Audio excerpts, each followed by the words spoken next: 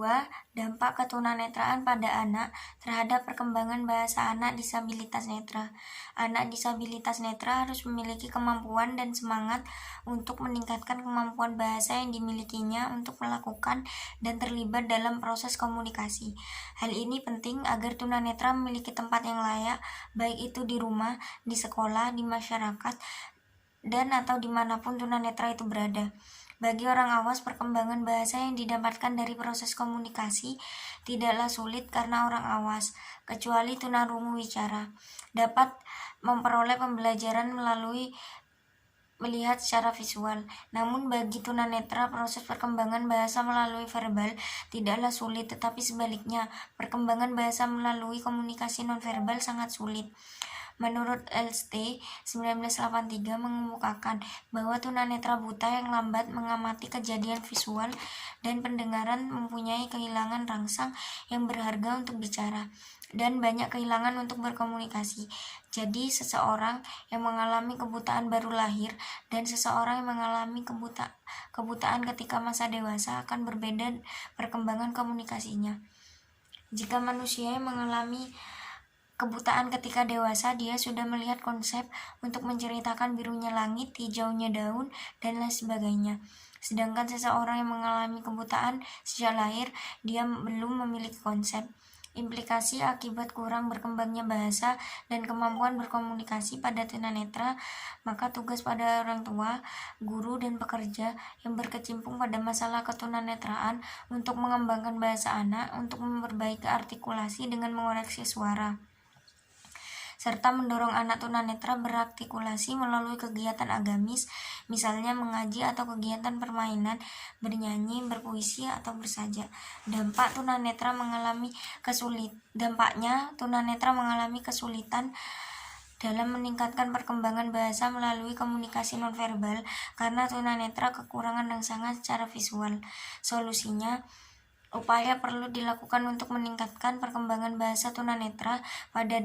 Maka dari itu, orang tua, guru, masyarakat, dan pemerintah harus bekerja sama memberikan inspirasi, motivasi, dan kesempatan penuh pada tunanetra untuk beraktualisasi diri dan bereksistensi sesuai dengan kapasitas dan kelebihan-kelebihan yang dimiliki tunanetra, terutama dalam perkembangan bahasa, baik secara verbal maupun nonverbal. Selanjutnya adalah dampak ketunanetraan terhadap perkembangan kognitif anak. Akibat dari ketunanetraan, pengenalan dunia luar anak tidak dapat diperoleh secara lengkap dan utuh. Akibatnya, perkembangan kognitif anak tunanetra cenderung terhambat dibandingkan dengan anak-anak normal lainnya.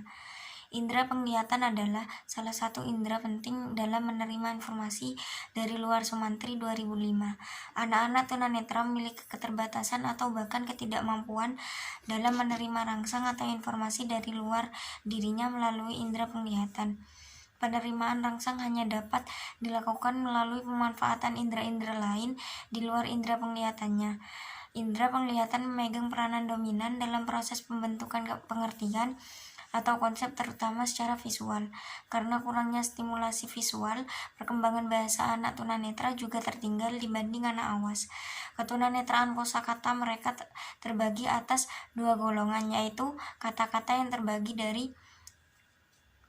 berarti bagi dirinya berdasarkan pengalaman sendirinya, dan kata-kata verbalis yang diperolehnya dari orang lain yang ia sendiri sering tidak memahaminya.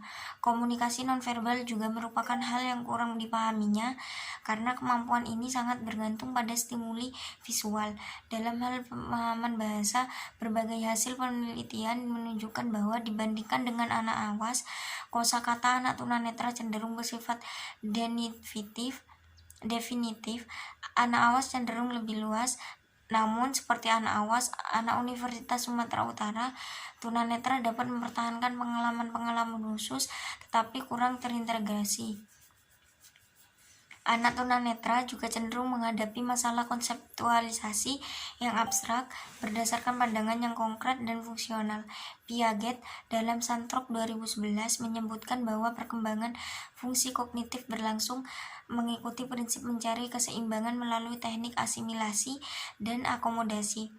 Kedua teknik tersebut dilakukan dalam mengintegrasi pengetahuan yang diperoleh melalui pengalaman atau pengamatan terhadap lingkungan dengan pengetahuan yang telah dimiliki.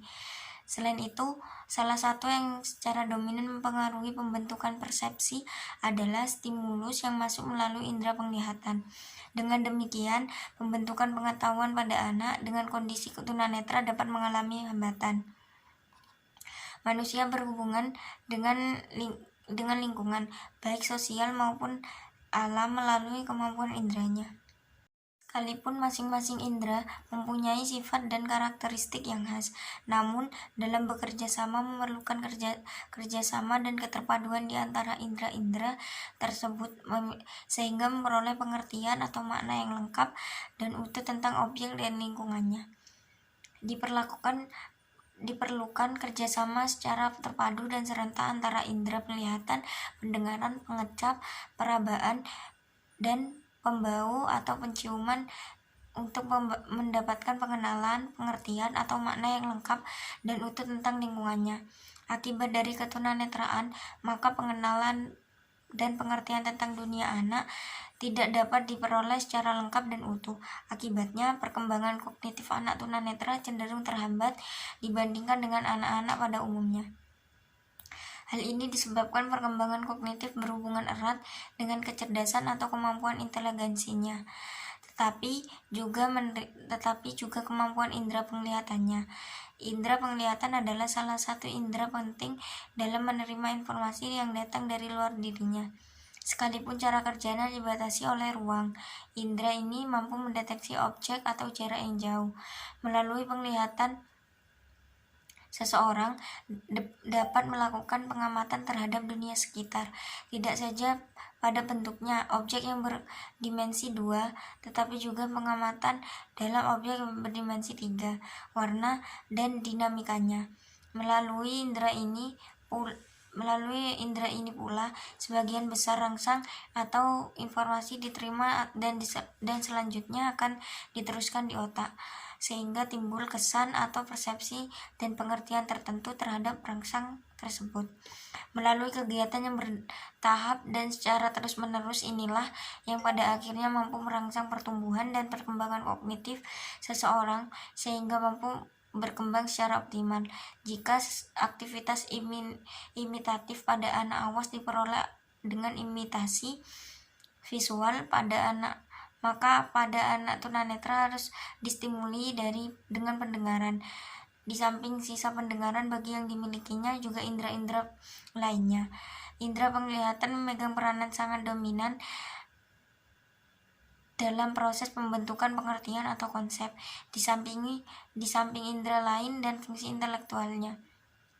Akibat proses pembentukan pengertian atau objek terhadap rangsang atau pengertian di luar dirinya tidak dapat diperoleh secara utuh, dikarenakan anak disabilitas netra tidak memiliki kesan persepsi, pengertian, ingatan, dan pemahaman yang bersifat visual terhadap objek yang diamati.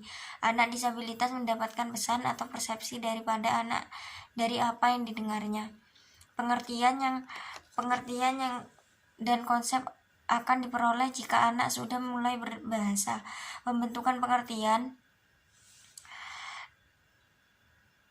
dan konsep tergantung pada pengalaman sensorinya. Beberapa konsep tentang arah, warna, jarak, dan waktu hanya dikuasai anak disabilitas netra sebatas verbal saja.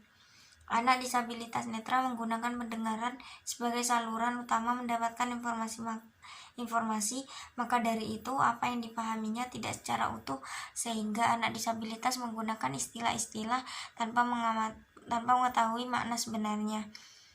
Jadi, boleh dikatakan bahwa anak disabilitas netra itu tahu namun pada dasarnya tidak tahu karena pengetahuannya hanya sebatas verbal saja.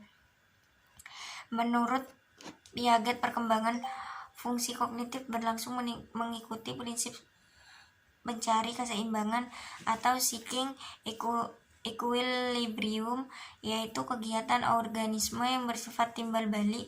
Artinya adalah lingkungan yang dipandang sebagai suatu hal yang secara terus-menerus mendorong organisme untuk dapat menyesuaikan diri. Dan demikian pula secara timbal balik organisme secara konsisten menghadapi lingkungan sebagai suatu struktur yang merupakan bagian dari dirinya. Tekniknya ialah dengan proses asimilasi dan akomodasi. Teknik asimilasi yaitu bahwa individu memandang bahwa hal-hal baru yang dihadapinya dapat disesuaikan dengan kerangka berpikir atau kognitif struktur yang telah dimilikinya.